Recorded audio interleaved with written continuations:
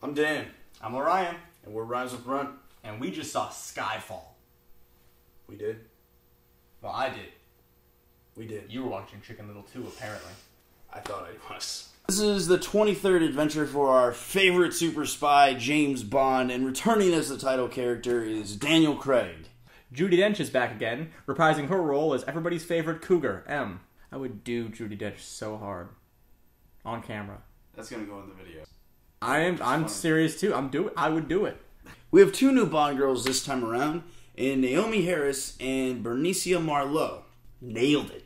Yeah. If Miss Marlowe doesn't win the Oscar for Best Shaking, I'll eat my hat. She was shaking in every single scene. She shook because she was scared, then she shook because she was angry, then she shook because she was horny. It was incredible. Also starring in this Bond adventure is Javier Bardem from No Country for Old Men and Ralph Fiennes as Lord Voldemort. I don't care what any of you say out there, I know he's undercover until Disney buys the rights to Harry Potter and they make 3 new movies. In this chapter of the Bond saga, we see 007 investigating attacks on MI6 that bring into question the very fabric of the relationship between Bond and M. Dun, dun, dun! Just like every other thing they've done in this entire franchise for the past 30 years. Things I liked about this movie. I really liked the opening sequence. The movie could have stopped right after the opening credits and I would have been happy. Money well spent. Money well spent. Other things that I liked, Javier Bardem, possibly my favorite Bond villain. He was really creepy as an albino. Very menacing. My favorite thing for this movie wasn't a specific thing. It was the overall feel. It's the first Bond movie they've made since Brosnan left that actually felt like a Bond movie. Quantum of Solace and Casino Royale were just non-stop explosions and ball torture. There was no actual spying going on in any of those movies.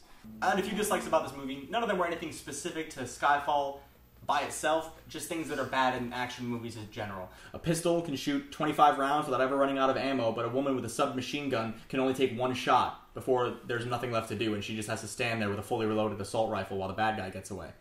Like, this idea that a computer can get you anything and anywhere you want, and that only the bad guy seems to know how they work.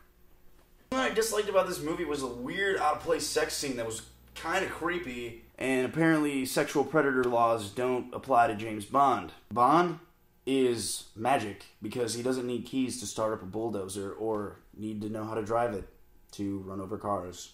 I actually disagree. The sex scene in this movie is random, completely unrealistic, and a little bit creepy.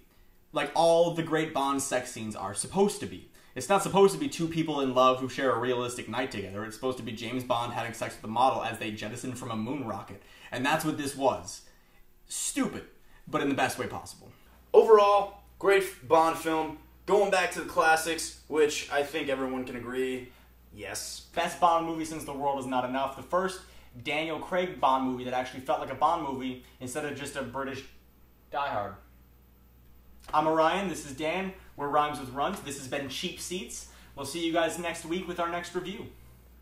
For the first 45 minutes of the movie, I was disappointed because I thought we were going to see the sequel to Disney's Chicken Little.